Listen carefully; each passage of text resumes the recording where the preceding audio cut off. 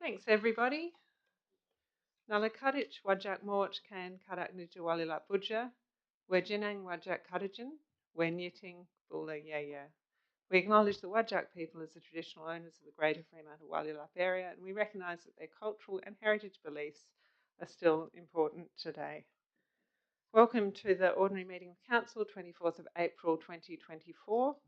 Meeting is being recorded and streamed live online. So visitors in the public gallery and members of the public submitting a question may be captured in that recording. We don't have any apologies or leaves of absence for tonight, but we have been informed that Councillors Lang and Thompson are running late. Councillor Lang about 10 minutes late, Councillor Thompson, I believe, half an hour. We have applications for leave of absence from Councillor Thompson and Councillor Lang. So for Councillor Thompson, he's requested a leave of absence for the 4th of May to the 9th of May. There are no council meetings during that time at this stage, but I'll ask someone to move, and moved by Councillor Sullivan, seconded by Councillor Lorber. All those in favour? And Councillor Lang has requested a leave of absence from the 15th of July to the 31st of July inclusive. So I'll get someone to move that. Councillor Moughlin, and seconded Councillor Kamada. All those in favour? So they're both approved. Do we have any disclosures of interest by members in relation to tonight's agenda? No, we'll check with Councillors Lang and Thompson when they come in, but that is good. We have responses to previous public questions that were taken on notice in the agenda, and we have a number of people listed for public question time. First on the list is Ian Kerr. He sent his request in first. So, Ian, you have your 3 minutes. Thank you. Thank you, Mayor. Firstly, I'd like to thank Councillor Williamson-Wong for her amendment 4 weeks ago that the CEO update the community of the finalised design proposal and development timelines for the South Beach Change Facility. Unfortunately, the report and tonight's agenda seems to fail this good intention, even in terms of informing Council. On 20th of December 2023, Council resolved to reject the 2 tenders received, largely on the basis of the cost exceeding the available budget. The available budget was subsequently increased by $500,000 in the mid-year budget review. So my first question is the construction budget now more than one of the original tenders? And if so, why was that tender not revisited? ICS, which is the recommended tenderer tonight, in the adopted tender in the report, was one of the first 2 tenderers that were previously rejected, but rated more poorly than the other tenderer on every criterion bar 1. So my second question is, were both original tenders given equal opportunity to respond to the recast tender specifications? And if not, why not? A contract has now been signed for ICS Australia to undertake the construction, starting June 2024 for completion mid-2025. Another summer without proper facilities at South Beach. And I'm sorry if I sounds like a cracked record on that one. But my third question is, why has the construction time increased from the original estimate of 6 months to 12 months? According to their website, ICS's experience with similar types of amenities appears limited to internal fit-outs, not construction. So my fourth question is, how did ICS demonstrate meeting the relevant experience and key personnel skills and resources criteria this time? The current proposal uses recycled concrete aggregate, which is a largely untried material for this type of beachside facility.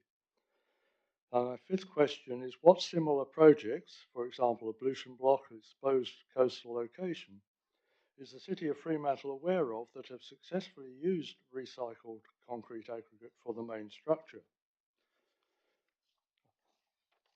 On that same topic, rammed walls are necessarily thicker than tilt slab concrete. The agenda report states, however, that there has been no reduction in the building footprint. My sixth question is, does no reduction in building footprint relate to external or internal area? And a related question, if it's the external area, what is the reduction in internal floor space and how is this distributed amongst the various facilities?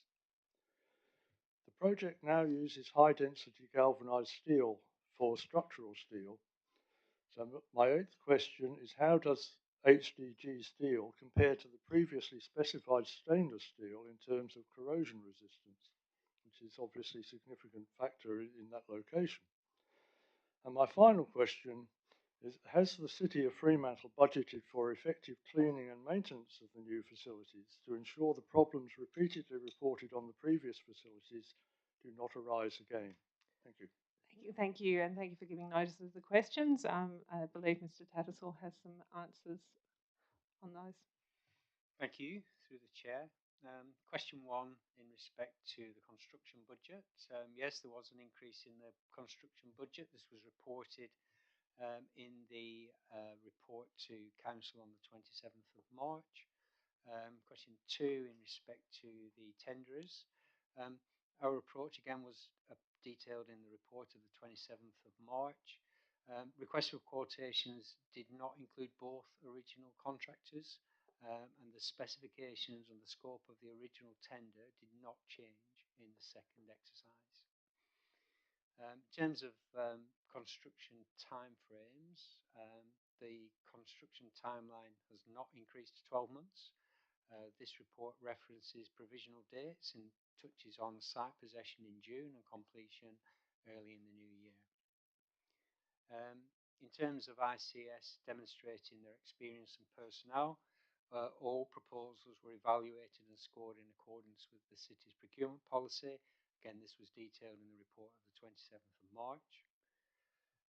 In terms of similar projects, whilst I probably couldn't point to a specific ablution block or a change facility as we're currently building, I can confirm that officers have researched the construction materials and have referenced the use of recycled concrete and rammed earth applications in local coastal locations, and equally the contractor has experience in using recycled concrete on projects.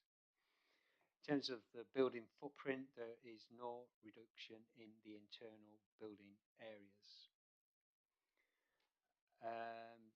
Jumping down in terms of corrosion and the galvanized steel.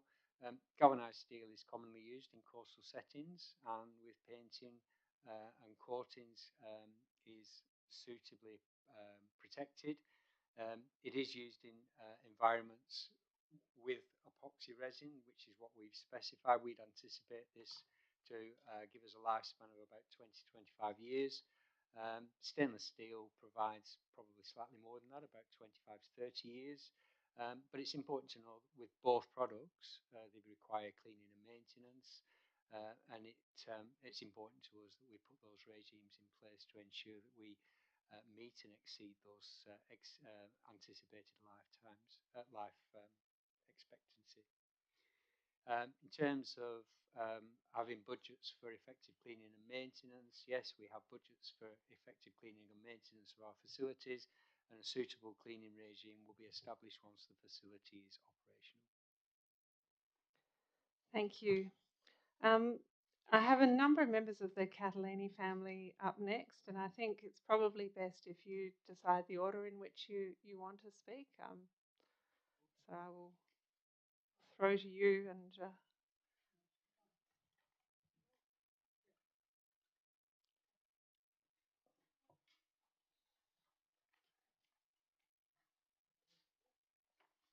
Good evening, Mayor and councillors and administrative staff. My first question is this, Mayor, can you please advise why the city is stating it may not, with regard to the city having undertaken all administrative processes in this instance, means? The term if may you'd like not. to continue your question statement, I think I probably will take all the questions and statements, and I'll ask the CEO to respond if there are any particular elements that need response. You don't want to answer them as I go? No. No.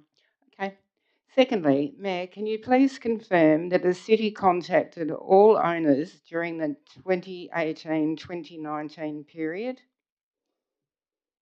Thirdly, would the city have used the same system for notifying owners and occupiers?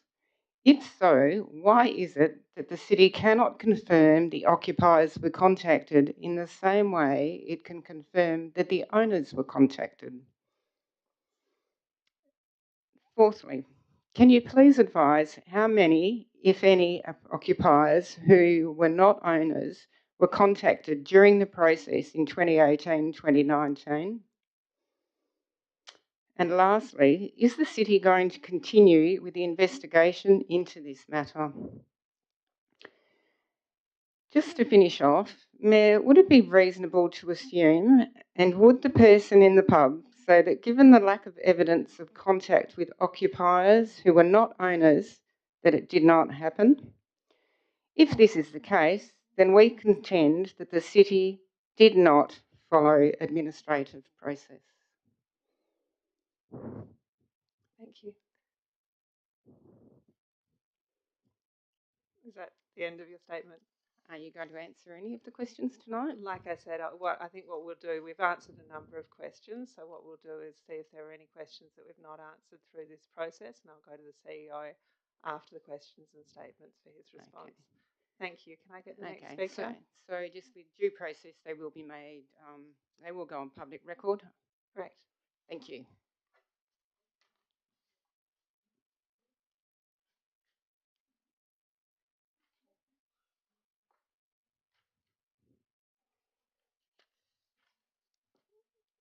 Do you want me to return to the list order on the...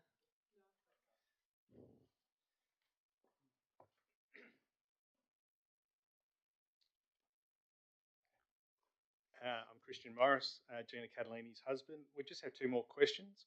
Mayor, can you advise if this is the case with the trees in the motion being considered tonight, and wait for a response?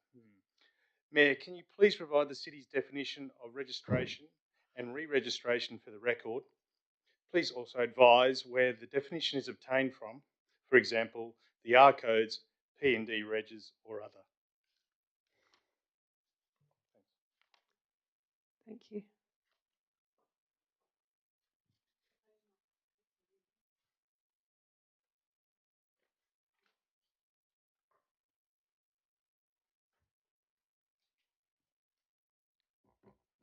Evening. Sorry, Mayor, before I start, I just want to apologise if we seem a little bit unprepared because a lot of things changed very quickly. As you were aware, the city notified us of a few things only just before this meeting, which, you know, changes things.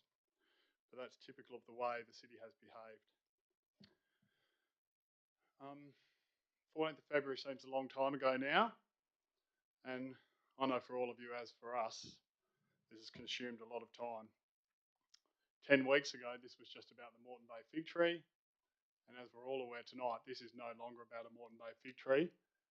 This is about every tree on the significant tree register, other than one, and let's be clear about this, other than one that came on through LPP 2.23, the correct method. I'm just not sure also if the city is aware that of the trees that were originally attempted to be registered, 3 of them are not on private property. 3 of them are on government property. They are owned by, or were owned by the state. 1 is now in private hands. So at the time of registration, these trees were ineligible to be put on the register. And additionally, as they're in state government hands, they are afforded no protection from the register because the government does not have to abide by putting a DA to develop their property. So this is another flaw in this process that we're going through. So when you guys resolve again, if you choose to use LPS4, there's another fault, okay? Something else that's not right, not lawful. Actually, LPP 2.23 pretty much exempts those trees. Sorry, I just have to flick through the notes because things have changed so rapidly.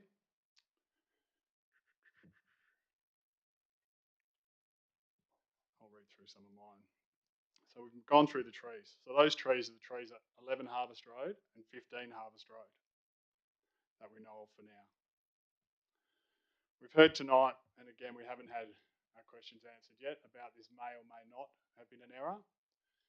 In all our conversations with the city, we have not been told or informed of one occupier who was not an owner who was notified. So the process for listing these trees has clearly not been followed. So it is unlawful. So not only is our tree unlawfully listed, all the trees are unlawfully listed. Councillors, you're going to be asked tonight to vote on LPS 4, and there's a couple of late amendments which we've seen but haven't had time to look at. You also have the choice to say this whole process has been flawed, this whole process has been unlawful, even though we want to protect these trees. There's other things at stake here. And you have the opportunity and the right to say none of the trees are on the significant tree register. The process followed by the city has been incorrect the whole way. You've been advised time and time again by the city officers and from the CEO on this. And each step of the way you have at least been incorrectly advised, at worst been misled. My sisters behind me, who are professionals in planning and in local government, have advised you the whole way on the correct process and the correct methods. Listen to them tonight. Vote that no trees are on the significant tree register. That to make this register work, we have to do it properly. And everyone wants a significant tree register, but it has to be done right. Thanks. Thank you.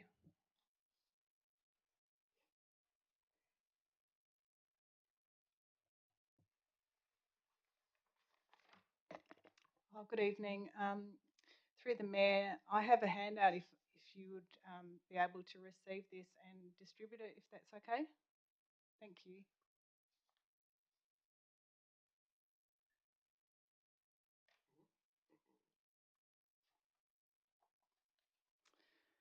It's unfortunate that some errors occurred in administration that now creates doubts. It's unlikely that the significant tree registrations are lawfully valid, with the exception of the lemon-scented gum that ironically was nominated by the landowner. The CEO has now brought this item to Council in an attempt to remedy the situation. This is great. This is an opportunity to provide certainty and now create the register in the right way using the city's own local planning scheme and policy. It's not uncommon that errors are made. These things happen. Your constituents know that staff and councillors are only human. But it is how mistakes are acknowledged, owned and dealt with that's important. So I have to ask, does this agenda report and officer recommendation pass the pub test?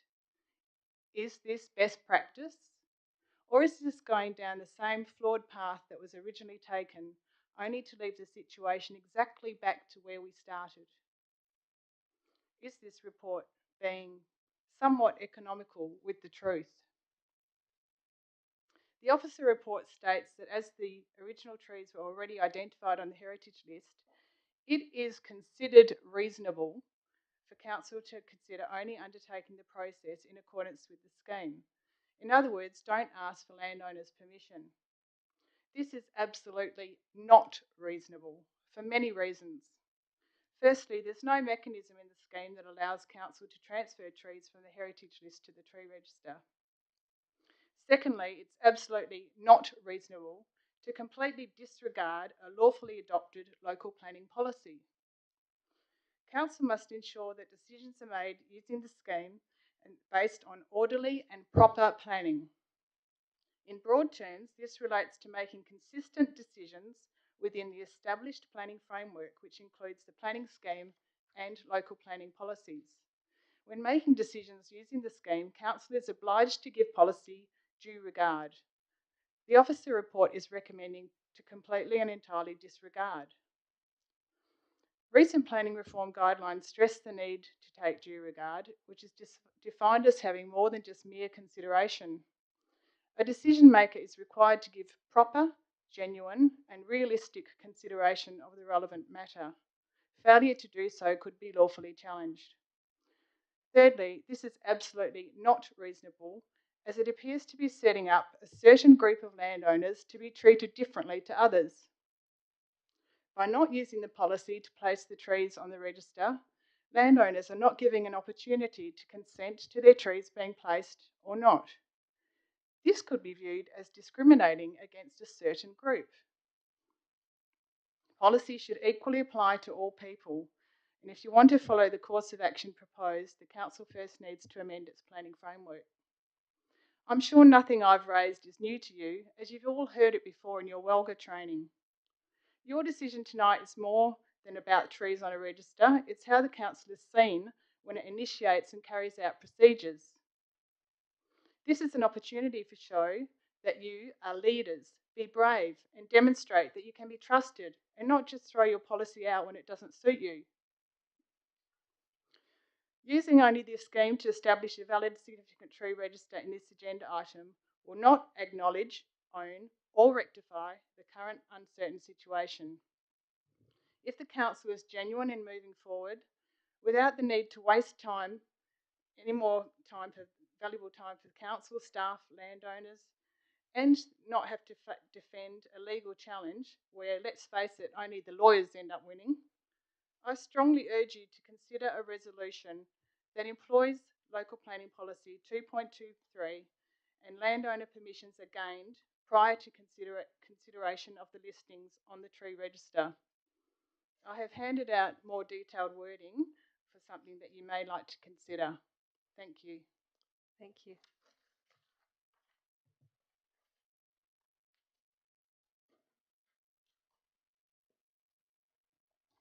Good evening. My name is Danielle Catalini.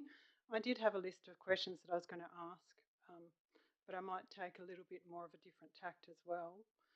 I will say that the officer's recommendation recommends that Council agree to undertake the process contained in LPS 4 to transfer the trees that were identified on the heritage list to the register of the significant trees. While LPS 4 prescribes a process for inclusion of trees in the register of significant trees, there is no process under LPS 4 for the transfer of tree from the heritage list to the register of trees. Could the Council advise which clause of 4.4 LPS 4 provides for transfer, noting that the CEO is required to carry out the exact resolution of Council and not the intent of the resolution? I'm not asking my other questions. I might submit them at another time. But I think what I really want to talk to you about is, do you want to go to court on this? We came and had a discussion on Monday. We have done all the process. We have really worked hard with Council for 14 months, and yet 3 times since February we are here. And yet in 5 years there was not an additional tree put on the register until February, when an owner asked for it to be done. So why are you spending so much time on this? We don't want to go to court, but if we are forced to, we will. There is a lot at stake for us and for the Fremantle community here, which I think you are ignoring. Okay, yes, there was a protest and all the people in front of the tree, but where have they been? They have not been at one council meeting. We have been here all the time and we have worked with you. We have people say, yes, they'll do plans, they'll help clean. Not one has turned up. And yet my mum is struggling. Why would we go to court? Because we want everyone to see that you have not followed the process. And yet, at the same time, you can do a resolution at the same meeting about the significant trees to take at least 6 of yours off and for you to cut them down in the prime position of King Square. In the court of public law and the court of community, would people not question that? Why do you pick on one person, my mother, who has committed so much to this community for so long, and our father, who was mayor and helped put so much heritage onto this? I don't understand. It seems to be so much biased, and it is very emotional, not for us, not only our family, but for our mother. But what I want to really say from the other side, bow our family, what do you want people to know? What is the City of Fremantle saying to developers and everyone else? I think the front page papers and the courts would get so much publicity with people saying Fremantle is closed for business. We can change our policies when we want. We don't have to follow our own processes. We don't want development to happen to Fremantle. This isn't just about one tree. This is about many trees, and this is what you want the people and community to hear about Fremantle. And what you are saying is business is closed. Thank you. Thank you. Were there other speakers from the Catalini family?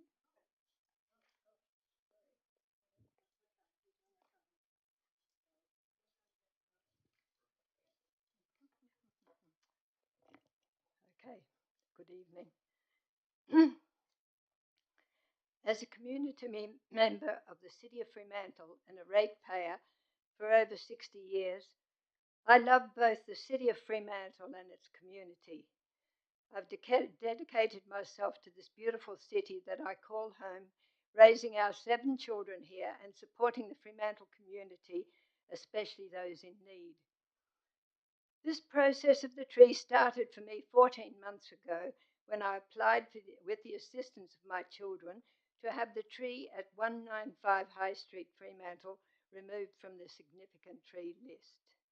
Neither myself or any of the occupants at 195 High Street gave permission to the list for the tree on the significant tree register, which was validated at the council meeting on the 14th of February 2024, from which we received an apology from the Mayor for doing so, stating later to the media that the decision was to take it off the register, that it probably should never have gone on in the first place.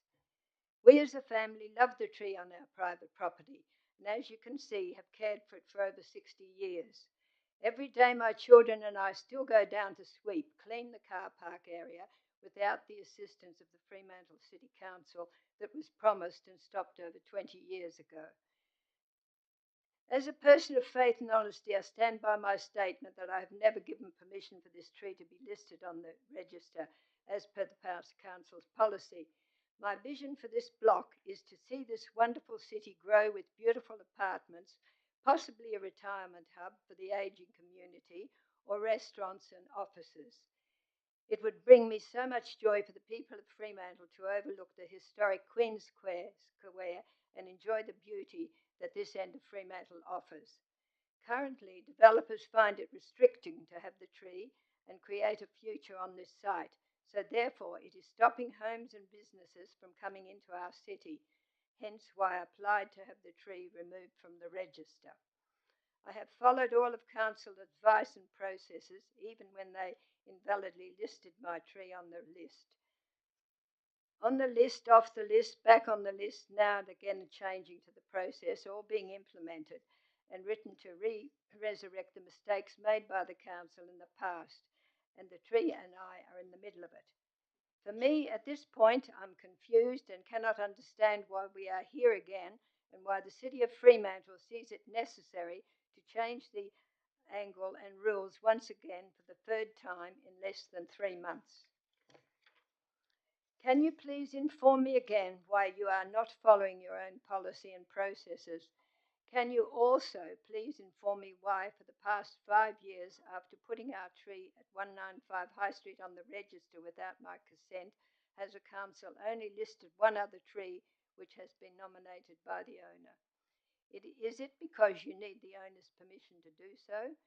Why are you still actively pursuing me in relation to my tree? I urge councillors voting tonight to understand my frustration and confusion when the goalposts are constantly being moved to seek council's next move rather than following a policy that was created by the council in the first place. Thank you, Mrs. Catalini. Gina? No? Okay. And Jared O'Brien, thank you. Madam Mayor, councillors, thank you. I've actually only just become aware that I've had a couple of trees at 45 Henderson Street. It's also proposed to be put on it. I had a good look at them today, and all the trees are of no significance at all. So I'd like someone to please go and have another look at it. So I just can't see the Carver tree around the corner may be of okay. I know you've noticed that it's been gone, it's not gone, but all the rest of it no value. But just from a point of view of what's happening here, and I guess I sit on the side of this and listen to it, and I am concerned about, there's been a lot of developers have rang me and said, how are you going in Fremantle with what's happening with this tree? And it does scare us. It scares me because I want this Fremantle place to move forward as well. So we've got to take this off the agenda and find a way. We found a way in this King Square here to remove half a dozen trees, larger than this, to make it happen and replant them or change them, or however we did it, I'm not sure. But we did it for the benefit to get this building here today. Some way we can't be seen in public as belting up an old lady like this and seeing this happen. So some way it's got to happen. And a tree of this size in anyone's mind does not fit in a block of this size. And that's the problem. So there must be a way here forward. We've been able to find a way forward for ourselves. I urge you to do it. It's not good publicity, and it'd be really bad for the development industry in Freo, because people judge us by this, and people come here and they get scared when the rules change. They get scared. It's hard enough to do heritage, hard enough to get developers here, and you add this onto it, you're making it pretty tough. You will lose a lot of people. So I want to see this place move forward, and realistically, I sometimes wonder whether it's not, this is where maybe a community all should get together and buy the piece of land and retain the tree, but not have an individual own it. Somewhere along the line, we've got to find a solution here, and I'm sure we can with some positive approach. Anyway, thank you. Thank you. As far as I know, that brings us to the end of public question time. Okay. So I will go back to the agenda. I don't believe we have any petitions, deputations, special deputations, or presentations. I would move that we confirm the minutes from the last meeting, and I'll ask for a seconder for that. Anyone? Councillor Williamson Wong, and all those in favour? Thank you. Councillor Lang, you're here. I just wanted to check you've got no disclosures of interest in relation to the agenda tonight. No.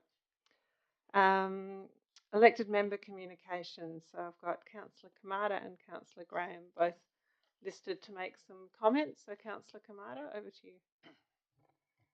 Thank you, Mayor Fitzharding. Yeah, look, I just wanted to touch on a simple but valuable community event that I've become involved with since I came onto council. And I know a number of other councillors have gone along to this event at various stages. I was invited by Sean Heffron to a Mr. Perfect barbecue, and I was a bit intrigued about what this was all about. And beginning with the name Mr. Perfect, I thought, where does that come from? And it was actually about a guy who was the founder of the event, who on the surface looked like a Mr. Perfect. His life seemed like it had no flaws, but underneath, there were cracks. And he was actually a mental health professional, and he had his own issues that, to cut a long story short, he eventually sorted out, and it led to him implementing these barbecues, very simple process, around Australia. It's an Australia-wide group, and we have a chapter in Fremantle, and it just gives the opportunity for people to go along in a non-confronting environment and just to be able to talk to people. And I think where the world's at the moment, it's really important to have these types of community events. And for me, I didn't even realise at the time, as a young person growing up, I always had my sport and various other groups that I was involved with, and not even realising until I looked back how valuable they were, just to be able to have people to talk to just to know that people cared and people are interested. And anyway, Sean Heffron, I'd like to thank him for his contribution. He can no longer run this event, so I've taken it on with the support of a core group that are regulars. And we had our first barbecue on Sunday, since Sean has he's moved off to 2J, and he'll continue to host events in 2J. And we're now holding the event on every third Sunday of each month at Parmelia Park in South Fremantle. All are invited. It's something that I've seen firsthand now. It's amazing how people just pop up out of nowhere who obviously value that time with others. So I just wanted to highlight that, and just thank Sean for his contribution over a long period. Thank you. Thank you, Councillor Kamada. Councillor Graham.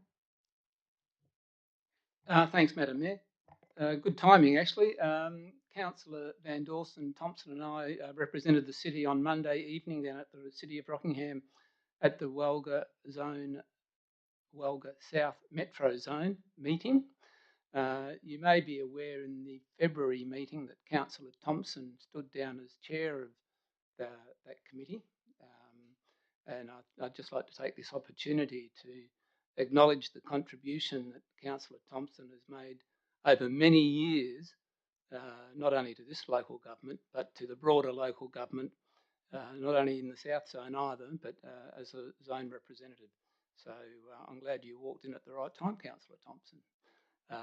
He has had considerable achievements, which we'll save for another day, but I just thought I'd mention that now. So, of course, that meant a new chair had to be sworn in, and I'll announce that Councillor Karen Wheatland from Melville has been elected unopposed as chair, and it should be, for those who know Councillor Wheatland, it'll be an interesting ride, I'm sure. The major discussion topic was on, it's all pretty dull and boring really, but anyway, the Waste Levy and Strategic Waste Funding Policy Statement. And that took up considerable time because there was a number of amendments that Councillor Wheatland had to try and work out which was right and which was wrong. Anyway, we got there in the end. So I just thought I'd mention these couple of things about the Walga Zone because we go there every 2 months and it's important to know what's happening.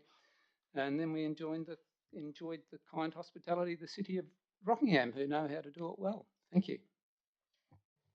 Thanks, Councillor Graham, and thank you, Councillor Thompson, for your service there, and I'm sure you had a lot to contribute on the important topic of the waste levy and other issues.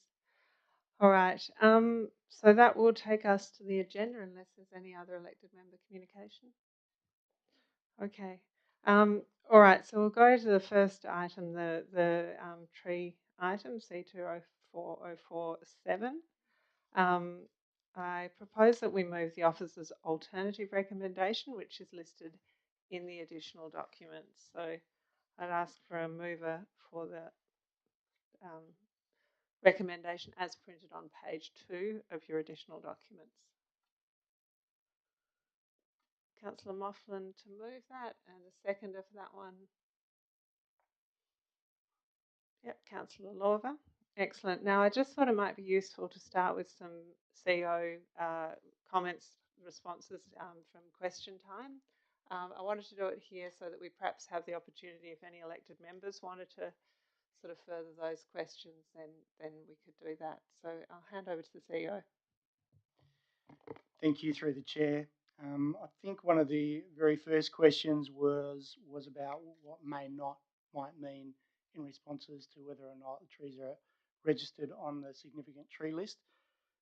That comes back to the fact that the previous process has some doubt around it, and the fact that we haven't been able to demonstrate that we contacted occupiers of the various properties as required under the scheme.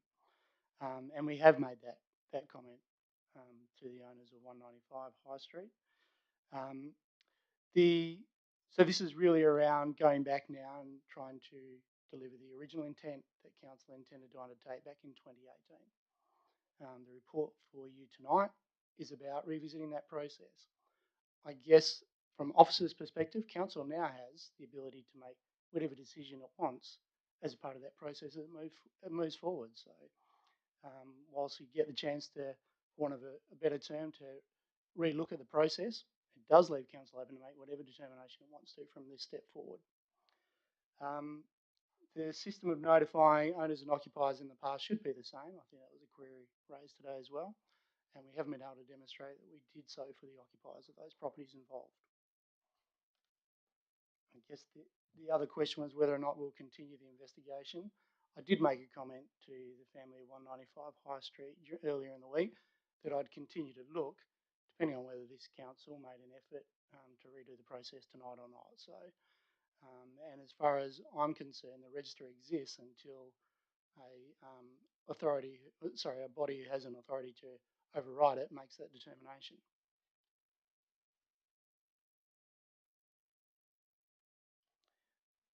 So council has the option to do whatever it wants to do from here. The alternative recommendation, officer recommendation before you tonight, has been drafted by city solicitors. And we'll thoroughly redo the process in accordance with the local planning scheme. Thank you. Councillors, did you have any further questions or start the debate? Councillor Mofflin? Yeah, I just have a question for the CEO around the process. And just to be clear and for my understanding, the report talks about doubt associated with this. Is it doubt associated with the process or the implementation of the process itself? Doubt associated with the process. Sorry, maybe my question wasn't clear then. So doubt around how the process was implemented or the process to list in the first place in regards to policy and the like? Doubt around how the process was implemented. Yep. Any further questions, councillors? Right, so we'll go to the debate. Councillor Mofflin, as the mover, you would have the first option. I'm happy to leave it for now and join later. Thank you. Yep. And Councillor Lorver? All right, councillors.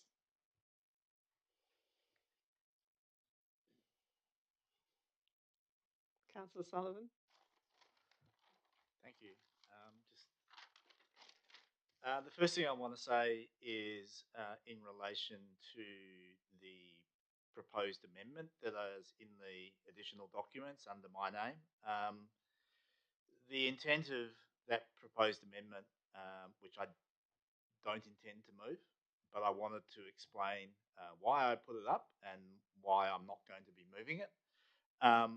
The intent behind it, from my perspective, is very clear in that I can see a complete and obvious distinction between trees which are of cultural heritage significance in the same way that a building or a place or a statue or any other physical object might be considered of cultural heritage significance. There are things which are trees and things which are landscapes or vegetated areas which are also considered to be of cultural heritage significance.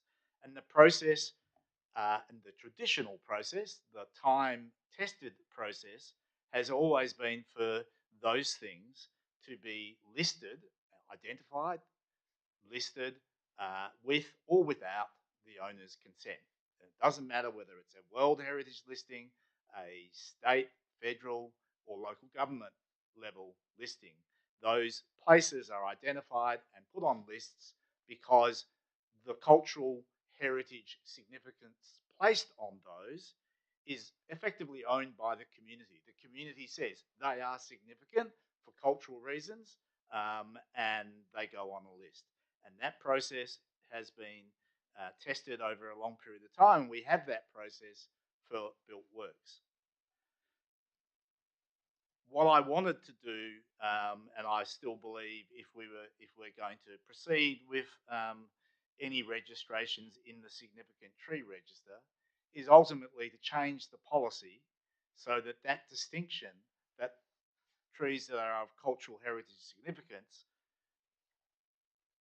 obviously need to follow a different process than trees which we consider just to be the nice trees that we want to see saved for the sake of canopy cover and the like in Fremantle. That distinction doesn't exist. It is the intent, or was the intent, when council transferred the trees from a heritage list to the significant tree list. That was the clear intent of the council to say they're already identified, they're culturally significant, they should be on this upper list. Now, it has been suggested to me that it would be inappropriate to do that in advance of the consideration of this this process, which is part of this recommendation. I don't see that. I'm not a lawyer. I don't see that it is wrong to point out that there is a clear flaw in the planning policy, LPP 2.23, and it is something that should be corrected. And what I was suggesting that we do is to identify that clear for in advance of any further process, so that everybody had the clarity that that was the situation. But it's been suggested that it would be better to do that once the consultation occurs. I think that's nuts, but yeah, as a local government councillor, legal advice is legal advice, and we have to have regard for it. So that is why I'm not moving my amendment.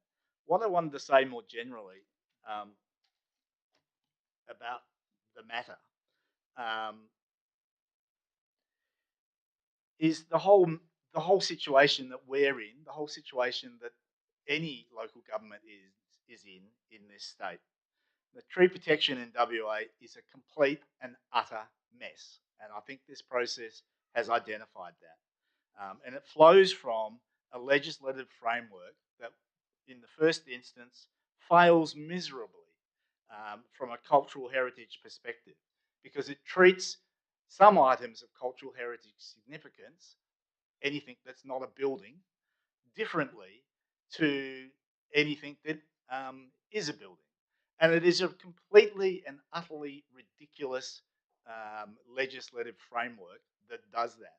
Because in heritage frameworks, anything can be considered of cultural heritage significance. So why we have a planning legislation that basically seems to indicate very strongly that the planning system only protects things of built works in a heritage sense, and that therefore, if you want to protect a tree or a vegetation area, you have to create some other artificial way of actually doing that. What a schmozzle.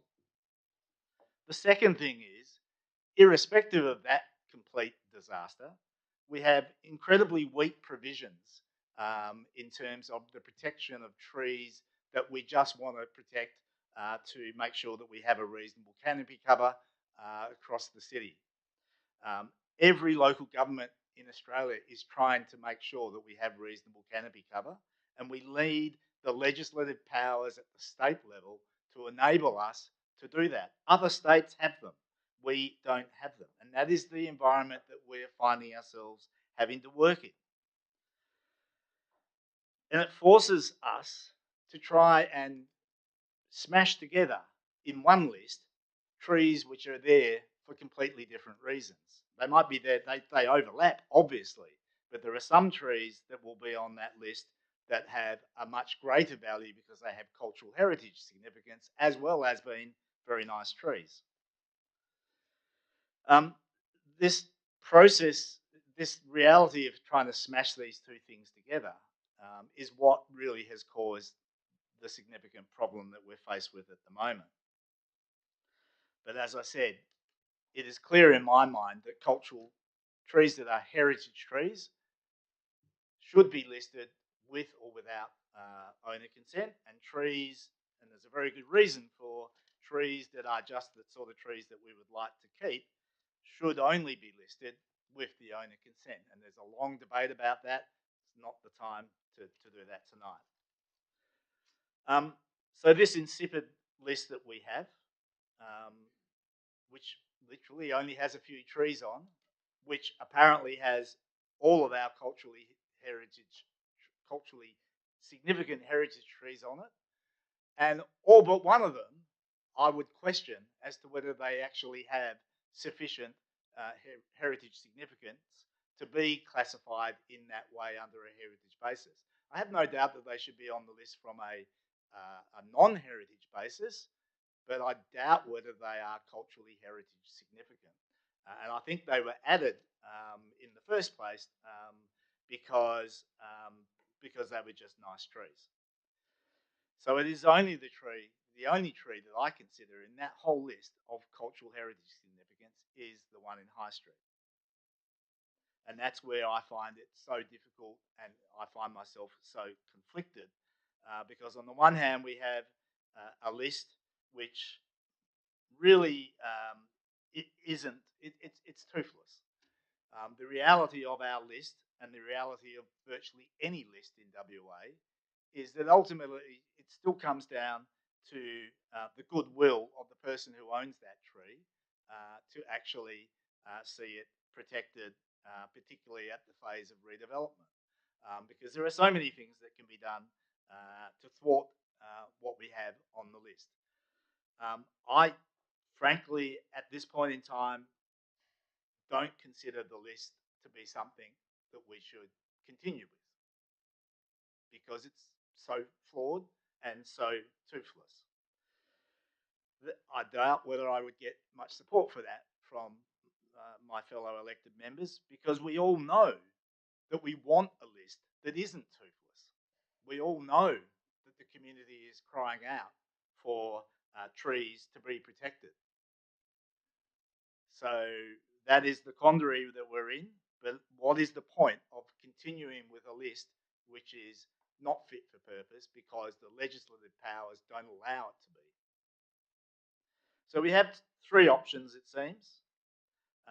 It is quite clear in my mind that the processes would probably fail a legal test. So if that is the view, then we have two options, either rescind and redo or just redo. It leads to the same outcome. So calls to rescind and redo is just a two-step process, and calls to just redo the process is a one-step process. It seems reasonably logical to take the one-step process. Or alternatively, you could take the view that it's really got to the point where it's not worth keeping the list and we should scrap it altogether. So I leave you with those thoughts because I'm not absolutely sure that I want to pursue this list with 5 trees on that after 20 years of thinking about it still only has 5 or 6 trees on it. And I don't see anyone rushing forward from the community to add their trees onto the list other than Mr. Rob Wall, who put his tree onto the list and may well be the only legally positioned tree on the tree list. Thank you. Thanks. Councillor Van Dawson. Thank you, Madam Chair. Firstly, I would like to thank the Catalini family for attending tonight and all the council meetings over the past several months and your presentations and information and contributions to our decision making. Also, thank you for continuing to work with the council administration positively in trying to resolve this matter. And I also thank you for your patience as we try to right a possible wrong. In relation to the recommendations and alternative recommendations tonight, I'll be supporting at this stage, I'll be supporting Councillor Kamada's proposed alternative recommendation. I think it is important that we consider local planning policy 2.22.3 in whether we decide to rescind and redo or whatever way we go. I think it's important we consider that. And in my view, any tree that goes on the register should have landowner consent. Also, thank you, Councillor Sullivan, for your presentation just now. Really appreciate that insight. And yeah, I agree with the legal position, and I'd like to resolve it as soon as possible and make sure we get it right this time. Thank you.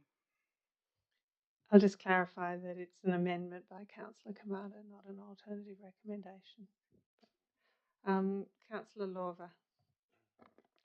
I was going to not really say much on this tonight, but the comments gave me a few things to think about because, you know, we really do need state reform in this area, and no matter what we do as a local council, we're always going to run into that problem. But that being said, I think that we can do better than what currently exists. I agree with Councillor Sullivan. Our current policy is probably long overdue for a revamp and create a policy that actually makes people want to put their trees on this significant tree register and makes people want to add them to this list so that way future generations can enjoy the benefits of having large mature trees in our neighborhoods. I just want to remind everyone that we are getting a report in the next couple weeks or maybe in the next month or so from staff that this is one of the things in that report about protecting tree canopy that we're asked staff to look at.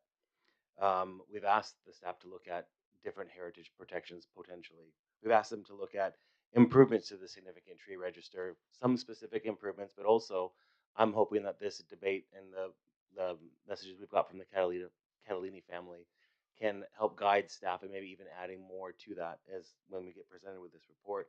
But it also asks about looking at our policies and how we can improve them. And while yes, we are, we're not the state government, I'm a firm belief that we can do more. And I think that when we get those recommendations from staff, I really look forward to having the debate in this chamber about what options we're all prepared to do to do more. So just wanted to remind folks that is coming. It's probably very timely that we're having this ongoing debate about this one tree, but I think I agree with Councillor Sullivan that this has highlighted that there is a huge need for creating a clear and transparent process. And at the end of the day, I'd like to see a system where people are encouraged and want to put their trees on this protection list. So I hope we get to have that opportunity. Councillor Moughlin. Yeah, you actually, yes, that's a good point. Councillor Graham. I haven't spoken at all, though. I know, but I think you'll close if you. I asked to be able to speak later. That's yeah, okay, that's fine. We will take it that you're not closing the debate at this point. And Yep, this is your first speaking opportunity. Yep. Yeah, thanks for everyone's contribution to the discussion, and one that I think all of us would like to be able to resolve in one shape or form this evening, but most probably it's going to take us a little bit longer to get there. I certainly, picking up on Councillor Sullivan's points that he's made, as flawed as having the list that we have at the moment, I think until we have an alternative in place, this for myself is something that I'd prefer for us to be able to maintain and to actually ensure that we do have those protections in place and really carry out the intent of what or council's intent from those decisions that were made back in 2019.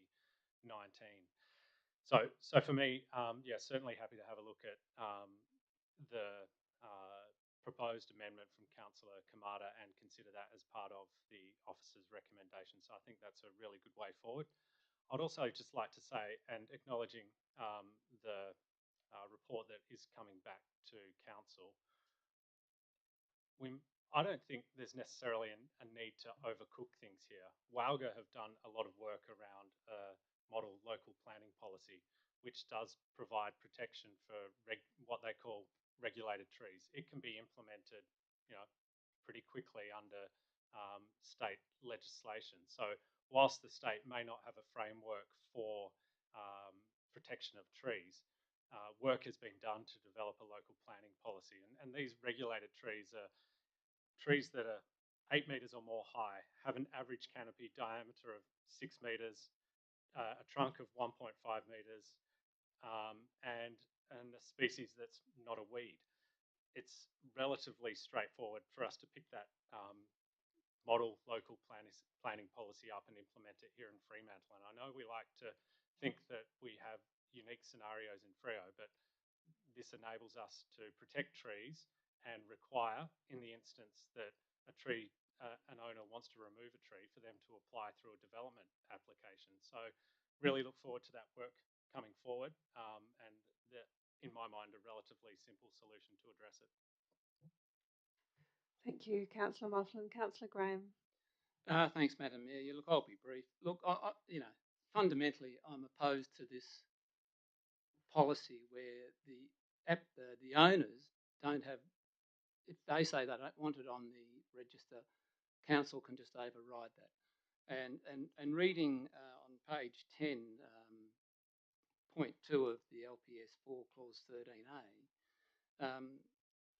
point 2B invites submissions on the proposal from the owners and the occupiers, but then you go to D, consider the submissions, but then it's up to the council to decide whether they want to put it on or not put it on, and to me it just does not make sense. If it had an E, that the owner does not wish the tree or whatever it is to go on the register, just leave it at that, because I think it's everyone's fundamental right who owns property to have a say what happens on their property to some degree. I mean, planning, obviously, a building has got, you don't want to build a lighthouse out in the middle of Samson, do we? But, we've a tree that's mostly been, we don't even know how to define culturally significant trees or who makes that decision, what is culturally significant. I mean, I agree with Councillor Sullivan. I think we should just scrap this whole proposal. And, you could start again in 6 months and see the rush of people coming in with their trees to put on a register. Well, there's one in, I've been here on and off since 97, and there's only been one put on since then. I mean, gee, what's that, 26 years ago? So, I don't know. But anyway, the other thing I'd like to say is that as a councillor, I like to have a degree of humanity, and hopefully I've shown that through this process, as much as others perhaps haven't in some respect, and that's no disrespect meant. But we do have to have a degree of humanity, and I'd like to thank the Catalini family for putting up with what they've had to sit through. But yeah, I just can't support any of it. Councillor Kamada. Is it appropriate to move the amendment now? I don't see why not. Well, I'd like to move my amendment, please. Okay, so that's on the screen now. Do we have a seconder for Councillor Kamada's amendment? A whole lot of them. Councillor Mofflin, I think, got his hand up quick enough. All right, Councillor Kamada on the amendment. Oh yeah, I just believe that LPP 2.23 was a carefully considered document at the time with great, had the right intent, and it's appropriate in that it involves all parties in a transparent way when applied as it should be. So I think it's important that due regard is given to LPP 2.23. Thank you. Okay, Councillor Lang on the amendment. Did you wish to speak on the amendment? I know the light was on. Councillor Thompson then on the amendment. Yeah, just a question to the CEO. Was there any advice from the legal advice in relation to the LPP? Was it 20, whatever it is? And if so, why is it not mentioned in the officer's recommendation? Through the chair, we have received some advice from our solicitors in relation to LPP 2.23. I'll repeat that the alternative recommendation provided by officers was drafted by our solicitor. Our solicitor believes that LPP 2.23 is included through the process in the scheme anyway. Reiterating it through the amendment makes no difference. Councillors on the amendment. Councillor Sullivan. Thank you. I'm just going to state that I won't support this. I support every aspect of this, other than the fact that I know I won't give due regard to clause 1.1, I think it is, in LPP 2.3, 2.23. But I will be giving very clear regard to the way in which we look at heritage assessment and protection under LPP 1.6, because I believe that is the correct process for any tree that's of cultural significance.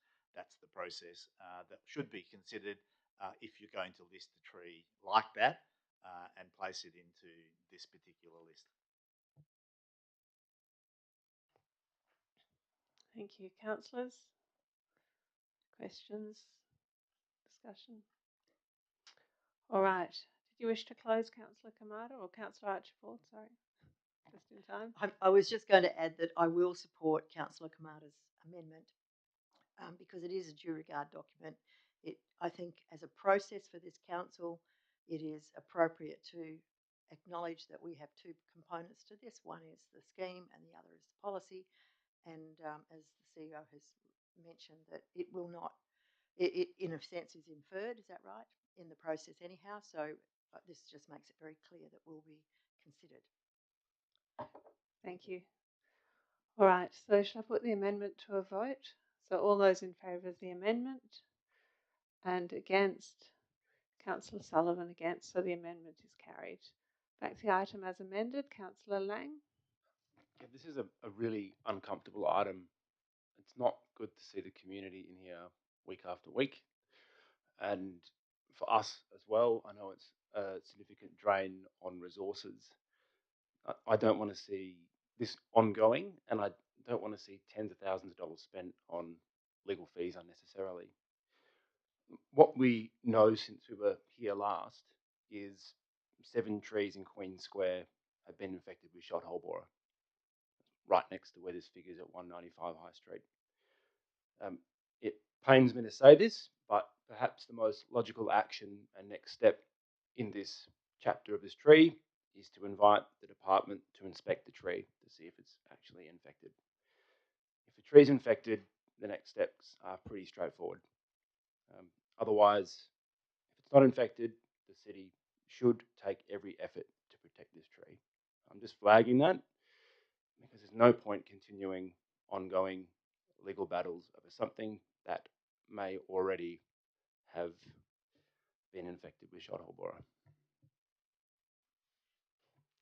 Councillor Williamson-Wong. Thank you. I want to say thanks to Councillor Kamada for your amendment. I think policies are obviously written for reasons, and so we need to follow process and have due regard to them in any decision. And I guess I have some more general comments. I mean, this is also a tricky decision and item for me, and I really liked how Councillor Sullivan phrased that any cultural heritage significance belongs to the community. And I do agree that there is a distinction that should be made between ecologically significant and kind of trees that we maybe just like for a streetscape versus these culturally significant trees. When I ran my campaign, I promised that I would make decisions from the basis of community and look at decisions in terms of what the possible benefit or detriment will be. And to start this process again, it seems to me that the question is also about our values as a council and reflecting the values of our community. And to me, that also is linked to whether we value development above all else, or whether we are responding to the context of, you know, the increased importance of tree protection, worsening climate change and heat. We've had the worst drought and the highest temperatures this year and this summer, and the importance of a diminishing canopy cover. And so I guess this is all to say I will be considering this as we go through the process again.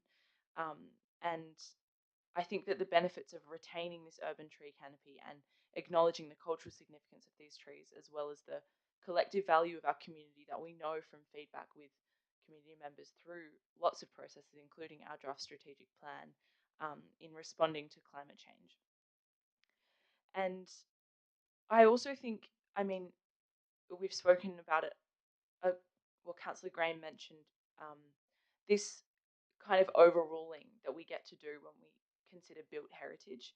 And we are being asked here, and when we go through LPP 2.23 to talk about landowner consent. And I just think it's important to note that we can overrule on heritage applications. And if we,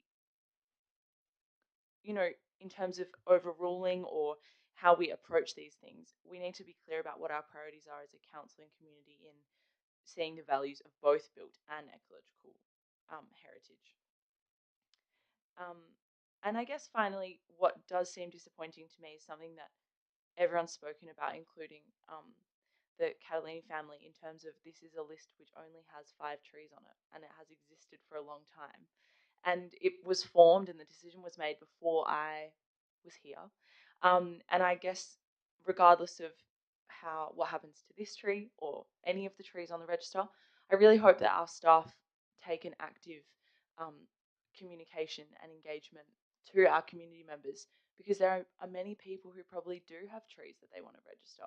And I hope that out of all this conversation, there is an opportunity for those trees to end up on a list because it's disappointing that this list has effectively sat on a shelf for 5 years, because it had a great intention, and I think as Councillor Lorva and Moughlin have said, that Walga's done a lot of great work, and yeah, I just hope that in a year this tree has maybe 10 times, this list has maybe 10 times as many trees on it. Thank you. Councillor Kamada. Thank you. Yeah, just a couple of general comments from me to finish off, I suppose.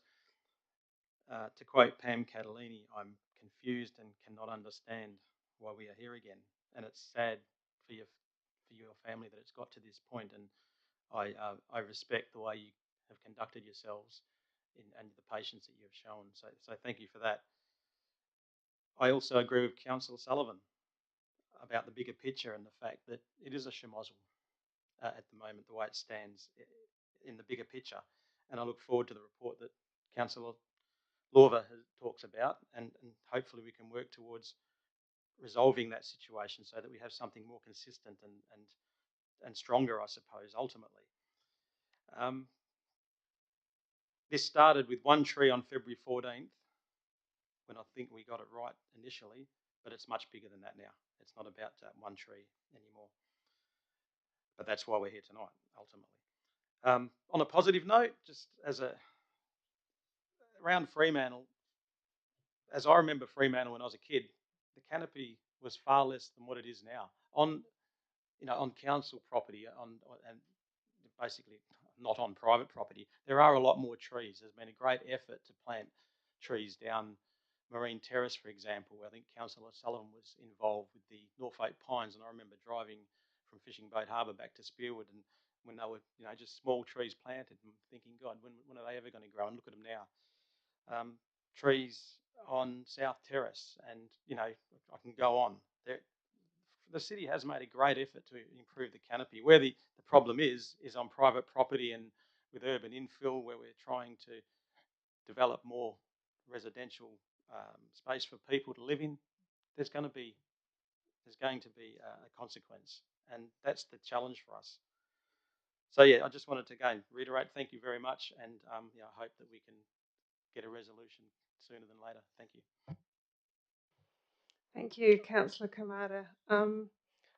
I'd like to acknowledge the Catalini family as well, and I think my heart goes out to you on the process side of things. It hasn't been clear. It hasn't been clear for us. It hasn't been clear for you, and I can see the toll that's taken on the family, and I genuinely, feel for you in that.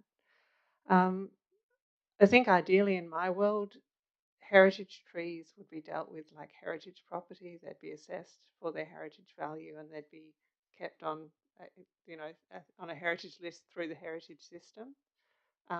That to me would feel much cleaner than this mix-up that we have with LPP 2.23, which I really still see as the thing that was intended to capture those significant trees that individuals want to see protected on private property.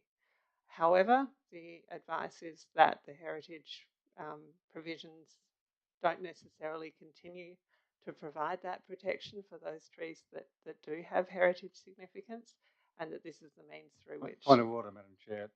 Councillor Kamada has actually ended the debate on the amendment. We voted on the amendment. We're back on the item. That's all right. Just had a moment. But yeah, so the advice is that this is really the only way that we can give protection to heritage trees. And like heritage houses, we consult the owners of a heritage property, but we don't necessarily allow them the final decision-making authority about whether it goes on the heritage list or not. I do note, and the sort of dampening effect on development's been highlighted tonight, and I bring to mind New South Wales, which, every time I go there, I'm blown away by the amount of development that's going on, probably of a scale nothing like what we actually see in Perth. And in New South Wales, you need planning approval to remove any tree unless it's dead or a pest. Any tree on any property at any time. So I do, that system's been in place for a long time. and I suppose everyone's used to it in New South Wales and they accept that that is how things work over there. But it certainly doesn't seem to dampen development at any great scale. So the fundamentals for me is there's lots of reasons why you value trees. You value trees for their canopy, you value trees for their story and their significance, you value them for their streetscape. How we do that and how we contribute to that is going to need a number of mechanisms. The ones we've got are by no means perfect. There's been a lot of allusion tonight to ways they could be more perfect. At the end of the day, I think, though, where we are fairly clear and where I think the community is fairly clear is that urban canopy is at great risk and it's essential and we need to be doing everything we can to protect it. So I'll be supporting the alternate recommendation as on the screen, amended by Councillor Kamada's amendment. So I think that brings us to the conclusion, unless Councillor Mofflin, you wanted to close. Thank you. I would like to be pretty clear that the question in front of us tonight is about how we deal with doubt associated with the implementation of a decision that was made by council some time ago. So whilst we all feel very strongly about whichever part of the debate you are on, the question is, do we want to implement that decision and assure ourselves that it is implemented as council intended in 2019, or do we not? And that's the question that's in front of us at the moment. So for me, very much supporting the alternative recommendation that's in front of us, because that's achieving that outcome. Thanks, Councillor Mofflin. All right, that's going to take us to a vote. So what we're voting on is on the screen. All those in favour? And against? Councillors Graham and Sullivan against, so that's carried. Thank you. All right, I'll bring us to see item 24048, South Beach Civil and Landscape Integration Works. So I'll ask for a mover for that one. Any of our coastal councillors? No, Councillor Archibald. And a seconder, Councillor Williamson Wong.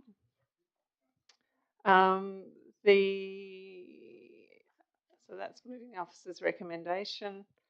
I don't know if there's anyone who wants to ask questions or speak on that before we go to Councillor Sullivan's amendment. Oh, Councillor Sullivan, you had an amendment for that one? Thank you.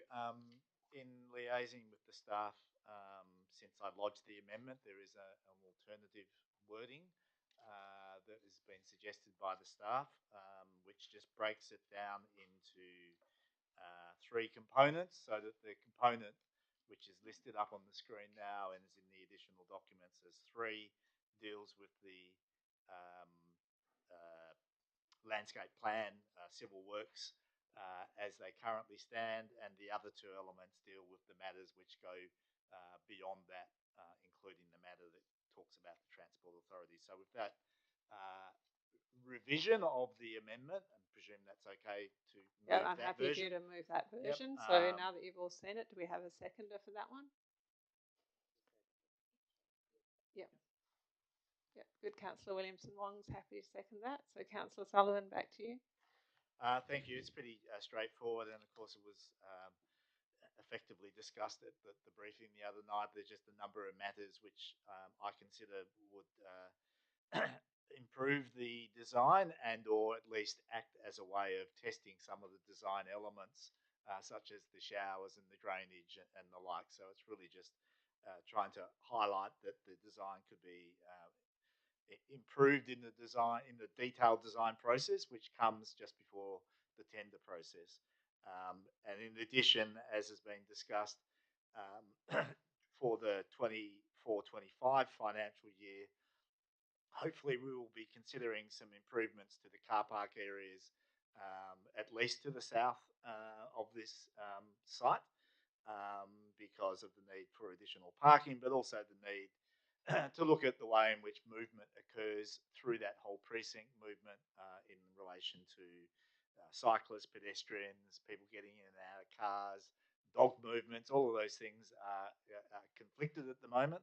and there's some improvement that's needed. And of course, the third aspect of this is something that really irritated me when it was done, which was the removal of several pedestrian crossings across the railway line around about, I don't know how many years ago, about a decade ago, I guess. That included the removal of one which was right in the middle of Wilson Park and provided really clear connection between the foreshore reserve and the de facto foreshore reserve, which is Wilson Park, and is used for overflow parking. So we currently have about half the people who access the beach having to walk all the way to the south, cross a road to get to the pedestrian crossing, then cross the railway line, and then cross the intersection, which is somewhat conflicted because of the way that level crossing works. One way or another, we need significant improvement to the way in which the public get to enjoy the wonderful South Beach. So with that, I commend my amendment. Thanks, Councillor Sullivan. Councillor Lorber? Yeah, I just have a question for staff on this one. Well, I'm supportive of all the things that are up there. I think it's a really great improvement on potentially the outcomes at South Beach, and I'm largely supportive of the project as a whole as well. I think it's a priority that we not only deliver the change rooms, but we deliver a good environment. I'm just curious if staff see these things as being achievable within the current budget that's been allocated, or if there might be an additional budget, just even roughly how much, just to have a sense as to what potentially, these kinds of things might add to the cost. Okay, see if the director is able to respond to that. Thank you, through the chair. I think one of the main reasons for, as Councillor Sullivan articulated, one of the main reasons for splitting this up into 3 different sections was to isolate the road and parking areas, because that's really where the predominance of the cost is. There was already a proposal that was included or is being prepared for consideration as part of the budget process that accommodates a lot of that. So there are costs associated with that. In terms of the design works, we're pretty confident that probably AMC are really just design improvements and shouldn't have too big an impact. I think we need to look at B in terms of the alfresco area and what that actually means and what that actually constitutes in terms of, is that just remarking an alfresco area, or is it building a retaining wall and leveling the area and enhancing the area? So I think as we go through that detailed design process and explore some of those, there may be a risk that there's a budget implication there, but that depends on what the outcome of the study is. Thank you. Councillor Thompson. Yeah, look, I'm supportive of looking at these points. I guess my only concern would be, I note in recommendation 4 that it's subject to obviously budget considerations, but I think also in recommendation 3, I would prefer there to be some indication of subject to budget considerations or subject to indicative cost or something like that, because I'm just conscious of if you think back to South Beach, that one of the ways we got ourselves into trouble was we did incremental improvements and then suddenly discovered that there was a fairly hefty price to pay for that. So I would suggest that somewhere in there would need to be just some indication that we're aware of costs. And so this is not a wish list. It's only a design issue, but it's subject to cost considerations. And that's currently not included in recommendation 3. We'll just get some words proposed for that the mover can consider. In the meantime, I'll go to Councillor Moughlin, if that's right. Thank you. And yeah, I suppose I'm of a similar mind to Councillor Thompson, but particularly I see in 3A and C inputs into design, whereas B is really a change in scope for me. And that's most probably of some concern that we do tend to get scope creep and find ourselves then with another $1 million sitting on the budget, and we go, how did we end up here? And we're overcommitted and we can't actually deliver the project. I think it's, in the diagram that sits in the agenda, there's a nice, neat dotted red line around the area of works. And whilst I think there is a need to contribute to detailed design, and the two elements that Councillor Sullivan has included there are most probably important ones. There are most probably 10, 20 other things that we want staff to consider as well as part of detailed design. And I wouldn't necessarily want these two to take precedent over the implementation of other aspects there as well. So I'm really uncomfortable with putting an increased alfresco dining area as part of this proposed amendment, but noting that the other two areas are really about input into design, and happy to consider those, but wouldn't want staff to only consider those as part of the detailed design.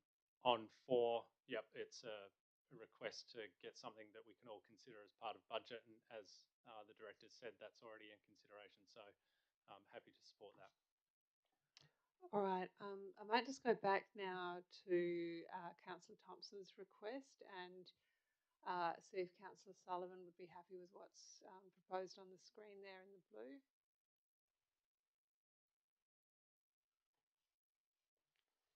That's fine. I'll deal with that in closing. All right. Yep. So, who was the seconder? Councillor Williamson-Wong. Yeah. Okay. Good. Back to Jeff Graham. Councillor Graham. Back to me? Yeah. Yep. Oh, yeah, thanks, Madam Mayor. Look, this is another item where I feel is this is a piggyback item on something that is totally a different picture, different scenario. I mean, we're talking about the South Beach change facilities at 3.3 to 3.4 million as it is. And we've been talking about this now for God knows how many months, and again, it's been through process after process after process. So to introduce all these considerations at the whatever it is, the 9th hour or the 10th hour or the 12th hour, to me is, perhaps a little bit cheeky of Councillor Sullivan even, but we had plenty of time through the year to put up our budget submissions and to put items through the proper process where we can sit around at budget IEMs and debate all these sort of things, instead of coming at the last minute to a full council meeting and have to consider about footpath routes, alignment, cycle and pedestrian safety, car parking provisions. I mean, as I've said before in this chamber, every item we decide on costs money. Now, I'm no engineer, but I'm seeing $500,000 worth of works here, eventually. Might not get done for a couple of years, but when it gets done, people are saying, what the bloody hell, where did all this come from? Why are we doing this? Oh, it got added on to the change room facilities back in, 2024. And that's what I see continually in local government. And, we've seen it on a number of items over many years. So, look, I think we've just got to be careful. They all might be great ideas, but this is not the place. Let's get these change facility project off our books once and for all. Never have to bring it back. I'm still reluctantly deciding whether I put my hand up for this tonight or reluctantly deciding not to, because I wasn't in favour of the 3.3 million budget in the first place. So I certainly won't be able to support Councillor Sullivan's amendment. If it goes through due process through a budget meeting, and it doesn't matter whether it's in 24, 25 or 25, 26, there's a better chance of me putting up my hand for it then than there is tonight. So they're just my views on it, Madam Mayor, and we'll see what happens. Thank you. I doubt that Councillor Sullivan needs me to rush to his defence, but we are talking about the landscape and civil integration works that are in the budget, in the recommendation, not the change facility at this point. So to me, it does seem relevant to speak about these particular suggestions. And there is a budget that is proposed through this item. I tend to support Councillor Sullivan's desire to be quite specific about some of the areas that we would like to try and see achieved through that budget. I think I sit with everyone else on council that says we don't want that budget to come back and find out it's a heck of a lot more than we had hoped it would be. But I see no problem with in letting this proposal go forward. The landscaping is pretty significant in terms of even just access to the change facility. That we give some specific indications about some things we would like officers to try and achieve. And the list of things I think Councillor Sullivan's come up with are fairly consistent with the daily experience of people who use the facility. So, and you know, avoiding some problems perhaps that we've seen in other facilities or in other locations in the same precinct. So I'm fairly happy to support Councillor Sullivan's recommendation, noting of course the addition that it is subject to budget allocation, and we may not be able to achieve everything we'd like to achieve, but we should have a good crack at the key things that we think are important. Councillor Williamson-Wong. I definitely agree with you, Councillor Graham, that I would like to see this happened already and done. But I do also think, and I agree maybe these should have come up earlier in the conversation, but I'm glad that they're coming up now because I think as Mayor Fitzharding said, there are lots of issues with cycling and pedestrian access in that car park at the moment, and it's only going to increase. Or we can hope through active design that cycling and pedestrian access to that car park will only increase. So I'm excited to see that. And yeah, glad to see subject to consideration of budget allocation because I think, yeah, in reflecting on the process, it seems like that was something that didn't happen before, and it's good to see it happen for these ones. Thank you. Councillor Graham, I'll just get you to turn your mic off. Yep. Councillor Lang. Just, Councillor Sullivan, thanks for raising these. I think we're all aware of that, I guess, that pressure point that exists in front of the alfresco area where pedestrians, I think there's a disabled car bay, there's a motorcycle bay, bikes, runners, everyone, they converge on the same 1 metre wide bit of footpath. It certainly needs to be addressed. And in terms of addressing it, what better time and what more efficient time to do it while we are doing landscaping? I imagine the economies of doing it now going to be far cheaper, and we get far better value for money by addressing it with everything else that's down there. So appreciate you flagging it. Thanks, Councillor Lang. Did you wish to close on the amendment, Councillor Sullivan? I will, because there were matters that were raised that I think do need to be spoken about. But in closing, I do want to thank the staff for breaking the recommendation up in the way that clearly puts certain elements that need to be coordinated with the landscape civil works that we're about to do into one bucket, and all of the other things that need to be considered going forward into another bucket. This is not something I've raised at the 11th hour. The staff know that I, in fact, raised most of these issues, if not all of them, in submissions in the process as it was going forward, and it was always, well, we've got to get to the building first. We'll get to the civil design next, and we're at that stage where we got through the civil design, and I wanted to make sure that the detailed design works overcame some of the issues that have been inherent at South Beach in previous designs that I get relentlessly badgered about from the community because they don't work. The showers in numerous locations are not fit for purpose. So I wanted to make sure that we highlighted that as a council going forward to really encourage and ensure that this design focused on those sorts of matters. And so they're the ones that are in 3. 3B, yes, is obviously one, a desire because there is a shortfall of space for alfresco, and therefore it makes sense to consider it as part of a coordinated design, but also because the sand in that area has risen about 0.5 metre over the last 15 years to the point now where it's actually above the wall or at the top of the wall, where it used to be a wall that was, this high on both sides. And it's currently making the situation around the cafe not particularly great. And it did seem to me that the time to coordinate the fixing of that was when you were doing all of the other physical works around it. So if it does cost a little bit more, well, maybe the cafe owner will pitch in or something like that. Yeah, look, it's not at the 11th hour. The other matters in the car park to the south and the like, I have submitted quite detailed information about that, and I think all elected members were copied in, so that shouldn't come as a surprise that that's a budget consideration for the 24-25 year.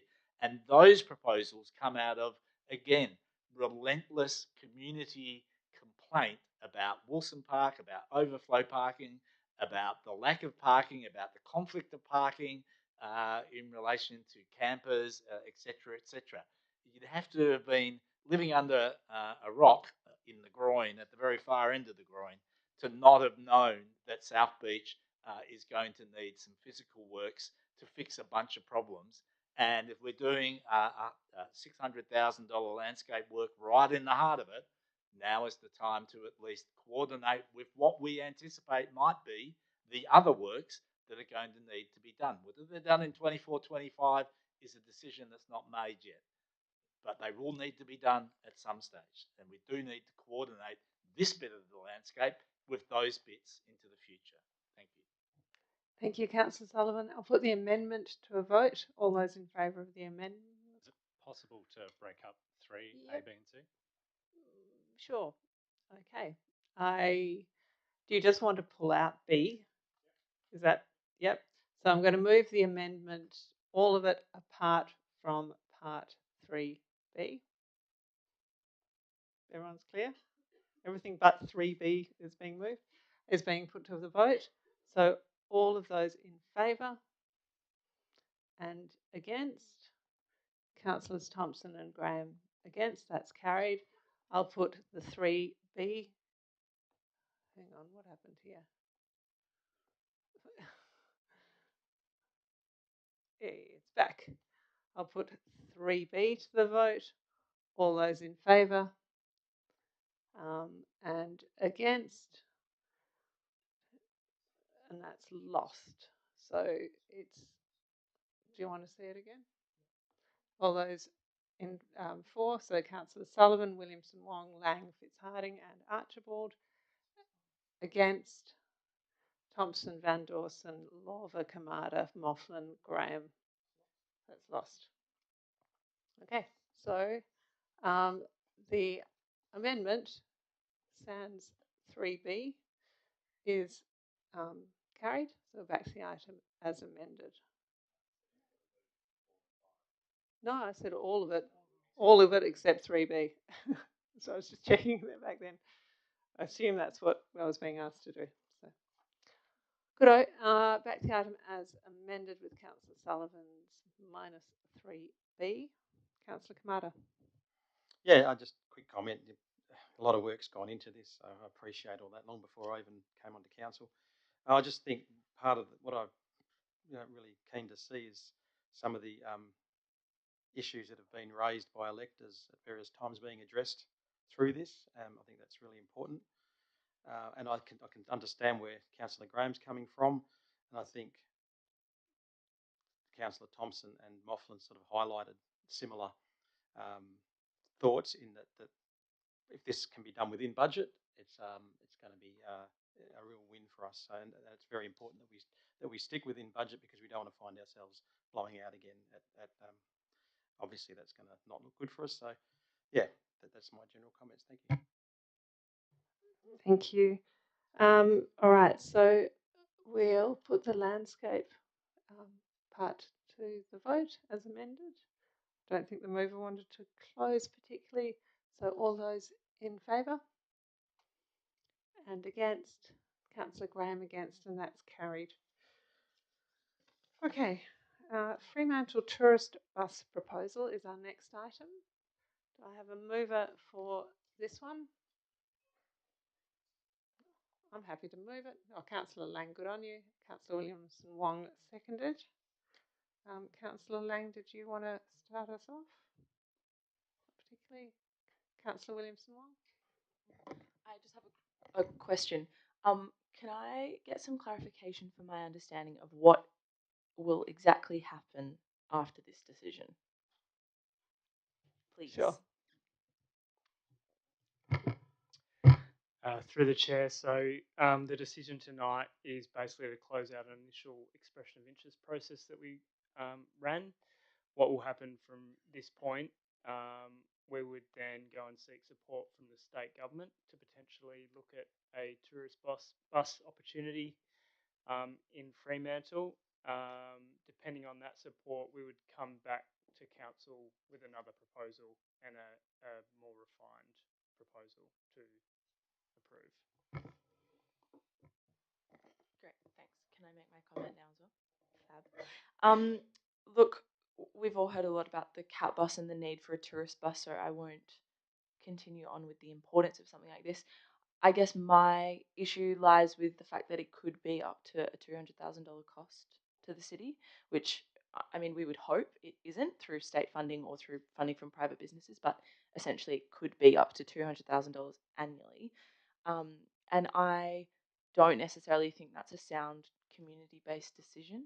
I think that I would rather $200,000 spent on staff negotiating with the state government and PTA to reroute some buses, because there are many buses that could be rerouted along Marine Terrace that currently run on Hampton, which would cover the vast majority of spots listed on this tourist proposal, and would be kind of the same as any other public transport system, so it would be quite easy for people to use and to integrate with the rest of our transport in the city.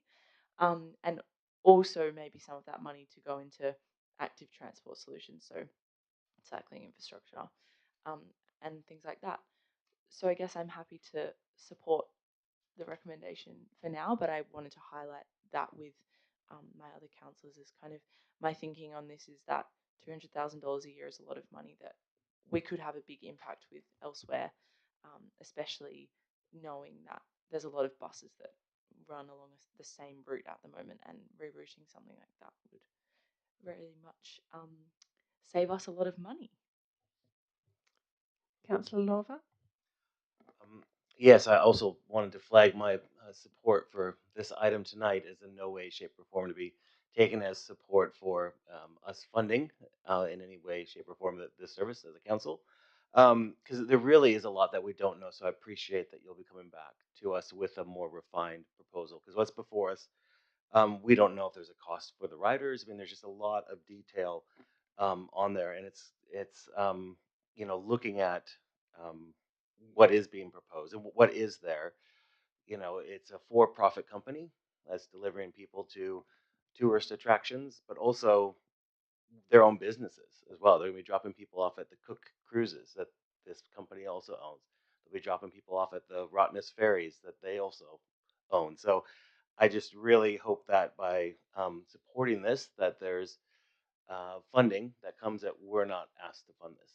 That's my clear position on it. What's before us right now, because also just was a little bit curious as to how, you know, it mentions in the stops, and I appreciate this is all just indicative, but just as like restaurants, but yet it calls out Gage Roads. So you know, and I appreciate the Gage Roads is a iconic restaurant on the, you know, on there, but I think that having a clear you know, if we are going to be stopping at Gage Roads, what was the process to reach that decision, and then are other restaurants going to be charged? So there's a lot of detail that needs to be fleshed out, and I appreciate that you will be bringing that back to us. So I support the concept, and I really want to see all the businesses be successful in Fremantle, but it shouldn't come at the cost to the ratepayers. Thank you. Councillor Moughlin? Yeah, I share similar sentiments to Councillor Williamson Wong and Lorver.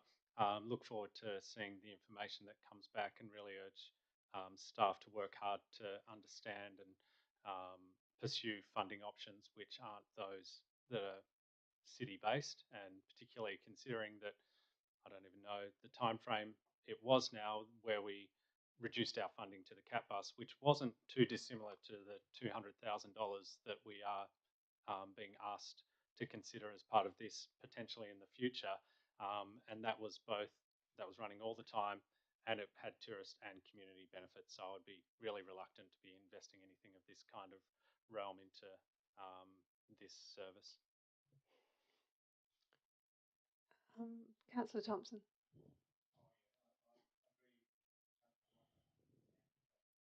Sorry, I agree with Councillor Moughlin.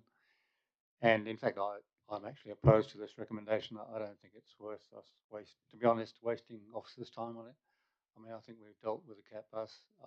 I honestly don't think that there is a real need in such a small area as Fremantle for a tourist bus. So, and certainly not at the cost of $200,000 out of our funds. Councillor Graham.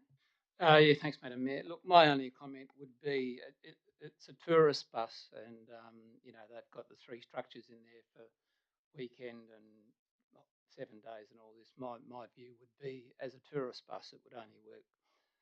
It'd only work on a Friday, Saturday, or Sunday, in my view. That might keep the costs down, but then again, it might not suit the provider. But I certainly, like Councillor Thompson, I don't know whether it's worth it. Having it 7 days a week, bit of a ghost town Monday and Tuesdays around Freo, sadly. But anyway, that's the way it is, and that's what I think anyway. Councillor Lawver, I assume you might have a question. Yes, just Councillor Thompson made me think of something, and just want to ask staff if they need us to approve this to pursue the additional funding, or if the additional funding can be looked at if this item is voted down.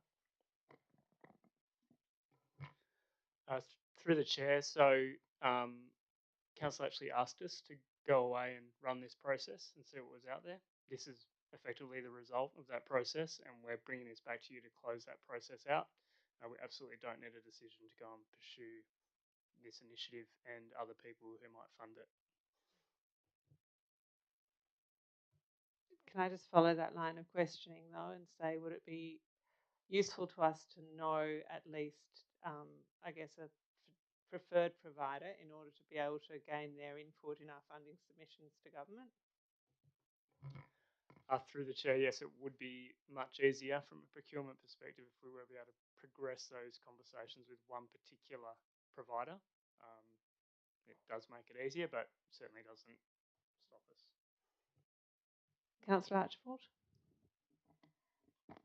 Thank you. I'm quite happy to proceed. Generally, we talked about this at our informal gathering the other night, and it was my understanding that we would also be discussing it with state government and others in terms of funding, and that we would also look at what the optimal model may be depending on how that funding is arrived at, if it is. So I think it's a good thing to explore. I really like the idea of having a circular route around the CBD area, so that and ideally a hop-on, hop-off system. But I agree that I'm not really keen on finding $200,000 to achieve that at this point. Councillor Kamada. Sorry, Councillor Sullivan, you were next on the list. Yeah, thanks. Apologies. And I thank the staff for the work that they've done in bringing back what is a system which is very focused on the original ideas for the CAT bus, which were tourism focus and what a CAT bus is, city centre focus, to get people from important points in the city, which are for some people a little bit too far to walk. I don't have a problem walking the whole city, but realistically for some people, the railway station, the arts centre, and then all the way back to the fishing boat harbour and the roundhouse and the Maritime Museum is a pretty long walk for a tourist to do. So to be able to hop on and hop off something like this, it'd be like saying to people, look, don't worry about getting on the bus to go to the bays at Rottnest, just walk it. Well, it's not suitable for everybody to do that. So I very much like the work that has been done on trying to talk to the state agencies about the fact that realistically these are the sorts of facilities that should not just be provided in Fremantle, but should be provided elsewhere where there is a tourism focus and where distance is a bit of a tyranny to really opening up that tourism market. I also like the way the stops, if you like, have almost been marketed as, well, you get a stop in front of the Maritime Museum if the Maritime Museum chucks in $10,000, and you get a stop in front of Gage Roads if they chuck in $10,000, and you get a stop at the Fishing Boat Harbour if they chuck in $10,000, and all of a sudden it sounds like the system that we were trying to get all of those players to implement with us with the CAT, but it's just rebranded and started, and it has a half reasonable chance of actually being acceptable because it's not huge buckets of money from any one individual person. So I think it is worth pursuing. I take the view that the other matters, such as the routing of public transport, is a separate exercise and a separate conversation that hopefully is happening as well in parallel, and certainly is worthwhile. But we need to get away from conflating the issue of improving the public transport system and providing a CAT-style, tourism-style system for our great tourism city. Thank you. Thank you. Councillor Kamada? Yeah, thank you. Yeah, I agree. It's worth exploring. In the report, it talks about statewide approach, delivered in partnership with state and key partners. So I'd like to think that does include looking for the money that will fund this, because I don't think the city and the ratepayers should be having to pay for this. I agree with Councillor Williamson Wong that hopefully part of this is looking at rerouting existing bus routes, and we've talked about that before, I know. But to me, it's a whole big picture thing, and this is it would be fantastic to have. So yeah, it's worth exploring. Thank you, and I can confirm there are discussions going on quite independently about rerouting buses and how they go through the city, and they'll keep going and no doubt come back to all of us for discussion, I think. In terms of this one, I mean, probably had a question to start with, which is about the funding, the current funding for the cruise ship passenger buses and the amount of that funding and where it comes from. I don't know if that's for Mr. Stone or Mr. Hammond. A bit of both. Through the chair, so I think it's probably one for Jay as well. Approximately $30,000 per annum, currently sitting with the visitor centre. Does the state government contribute to that as well? Pete?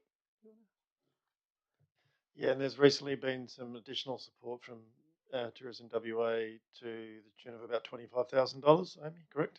To help us cover the ships through the whole season. So we'll be expending about $52,000 this financial year on that service. So I think one of the opportunities, as I see it, with this service is to, remove the need for that service and ensure that those tourists actually have somewhere and a way of getting them, not just from the cruise ships to Central Fremantle, but to all of our key attractions. So I guess there is already a budget that we spend on buses to do some of this work, and already that the state government spends. Whether we should extend our budget on this, I think is a point well made by most elected members, that it's not our preference to be funding it. But I do think the model, and as Councillor Sullivan says, is very much adaptable to business sponsorship. But ideally, what we really would like is acknowledgement that as the cruise terminal and the gateway to Western Australia for cruise passengers, it is a key tourism destination, as much like the Swan Valley or Central Perth, and it should have a tourist bus that serves it appropriately. And I guess that's the pitch that we would be going to government with. To do that, my view is that we do that in a much stronger position if we've closed out the EOI, and we can, rather than have staff do all the work themselves trying to model up what would that be and what would the bus cost and how would we do that, to have a preferred provider we can work with and just gain that information in order to progress our business case with the state government. So There are similar services. Some of them are paid for by passengers. I think that's not ideal, but it actually does seem to work in the double-decker bus that goes around Perth. I don't believe that's free. I think people buy tickets on it. There is some benefit to having ticketed product that gets sold on cruise ships so that people lock it in before they jump off, and then that's their activity for the day when they're on shore. But these are all things that we can explore after we've closed out this EOI, in my view. So we'll put it to a vote. No one further? Oh, Councillor Lang. Really good feedback from everyone. I really like Councillor Sullivan's comments, focusing on that central area transit system for tourists. And I come back, I think I raised the example and shared it with everyone on an email last year when I was in Broome. They got a very similar bus. It costs $5 for the day or something like this.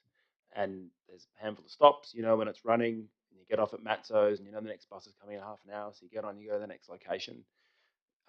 We do live in a tourist town, and tourists are here 7 days a week. Having something like this available is going to be great for those tourists getting around and really good for our inner city businesses. And if it is built in a way that locals can use it as well, just looking at that route there, you can go from Hampton Road down Marine Terrace and you can get to the train station. No buses do that at the moment. So I think done right, it could be good for locals and for tourists. I'm in favour of it very strongly, and even if we had to chip in a little bit of money, I wouldn't be opposed against that either. So good luck in further negotiations. Thank you, Councillor Lang. All right, I'm going to put it to the vote. All those in favour? And against? Councillor Thompson against, and that's carried. Brings us to disposal of the demountable building at 8 Forest Street, also known as East Fremantle Primary School, which is in fact in Fremantle. I'll ask for a mover for this one. Councillor Thompson, seconded by Councillor Sullivan. And anything on the item before we go to the amendment? Councillor Sullivan? I'll move my amendment. It's up there on the screen, seconded by Councillor Thompson. Did you wish to speak on the amendment? Yes, the less I say, the best. All right. Others on the amendment? All right, I'll put the amendment to a vote. All those in favour? And that's unanimous. Back to the item as amended. Good, wasn't it? So everyone's clear on what this is and why we... Yep, okay. We'll put this one to a vote as well. All those in favour? And that's unanimous as well. That was easy. C240411, the Beach Street Car Park Shelter. I'll look for a mover for this one. Councillor Lorber, seconded by Councillor Lang. Councillor Lorber, did you wish to open? Just real briefly, just want to thank staff for all the work that's gone into bringing this to us. I know there's been a lot of various proposals that have been considered and talked about, and I think this will be a great thing for people that are volunteering their time and treasure to help the least fortunate in our community. Thank you. Councillor Lang, did you wish to add anything? I'm just really glad to see this happening. I know this has been brought to me a handful of times by some community groups, or the group down there. I'm just actually glad to see something happening now. Fantastic. Councillors, anything further on this one? I would also reiterate those thoughts. It's fantastic to see it happening. So well done to all the staff. Great. Sorry, probably only just that issue again of is really subject to budget considerations. Even though we are supportive of it, so maybe we just have those words in. Unless there's a budget for it already. I might just go to the CEO on that one, or to the Director, Creative Arts and Community. Thanks through the chair. Yeah, we'll go back and look at funding this from existing operational, existing capital works, and or surplus, or a combination of all three. The urgency from our perspective is to try and get something going before winter sets in. Just through the chair. So the intention is to bring back through the monthly financial report next month. Thanks. Councillor Sullivan? Yeah, and I would highlight that one of the reasons the previous amendment was put in place was to ensure that monies that we might get from the sale of the transportable building are actually able to be allocated to this. I mean, the timing doesn't quite work, but there will be some funds that are coming in, and I could think of no better project for those funds to be expended on. They were lotteries funding, and it's the sort of thing lotteries would normally fund, hopefully, but we just need to get on with it, and that's why it's here. I thought you were putting a lot of faith in the Department of Education's processes to expedite it so quickly. I have to check with Councillor Graham whether that's technically possible. All right. On this one, I'll put this one to the vote then. All those in favour? And that's unanimous. As the Deputy Chair of the Resource Recovery Group, as I believe I am, I'll move the next one and ask for a seconder. Councillor Thompson, thank you. I don't know if there are any, I hope this is fairly self-explanatory. The impact of this will mean that there is an additional representative from City of Fremantle who will sit on the RRG Council. As we know, with the reduction in the number of councils who are participating, that's also reducing the number of members on the council. And to improve governance, it's important that we get a few more people around the table. Councillor Archibald wrote her name down when we had the session after the election as to who might do what, in the anticipation that this may occur after this decision, and after Melville, I believe, may make a similar decision. It'll go back to the Minister for acceptance, and then we will hopefully be including Councillor Archibald in the regular meetings. So appreciate your support. All right, I'll put that one to a vote. All those in favour? And that's unanimous. Thank you. See item 2404.4.13, the information report, South Beach Change Facility update. Mover, Councillor Lang, seconded by Councillor Sullivan. Any discussion on this? I feel like we may have exhausted it during the previous discussion. Okay. In that case, I'll put it to a vote. All those in favour? And that's unanimous. The library information report, I'll ask for a mover for that one. Councillor Lorber, seconded by Councillor Sullivan. Any speakers on this one? Look, I just wanted to use this opportunity firstly acknowledge that the library is getting busier and busier, that Library Connect is also getting busier and busier, and that's probably an indication of some broader social dynamics that are going on, and I think that we're all very concerned and aware of the amount of people needing financial assistance, help, and housing support, and all those things just seems to grow.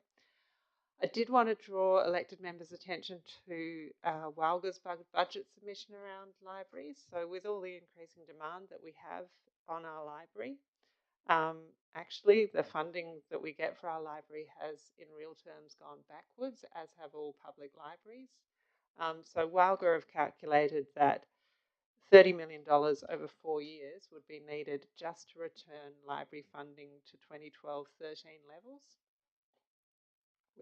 So when you take into account population increase and the increased cost of doing absolutely everything, if we want to get back to where we were in 2012, it's going to take 30 million, which is like really significant. So librarians and the library teams across all public libraries not only have to cope with, increased demand on their services, increased demand on libraries to be more than books in huge ways, and as our library very much is, they also need to just do more with less. Further, there's a whole public library strategy that government endorsed and came out with, and to implement that would cost $4 million. So it's a great opportunity for government to lean into libraries, and probably for libraries to make a bit of a noise about how important they are in the community. So just encourage you, if any of you are in the library, say thanks for doing more with less. But more importantly, if you're speaking to decision makers, I just think we've got to get this message out there. I know Walga are looking at doing a campaign or at least some sort of material so that everyone can understand the problem that's being faced here.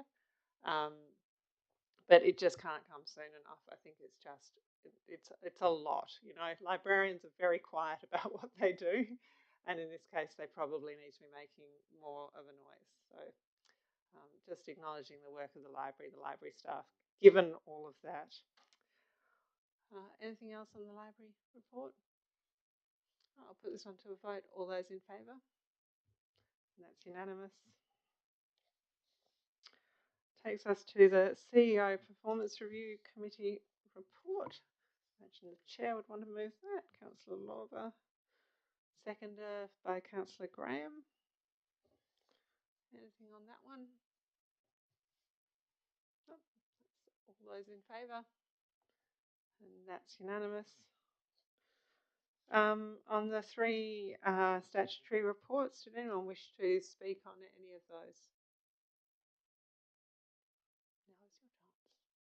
All right, I'm going to move those on block. Can I get a mover for those on block? Councillor Lang, seconded by Councillor Sullivan. All those in favour? And that's unanimous. Great, we've got no motions of which previous notice has been given, no urgent business, late items, confidential business. So I will close the meeting at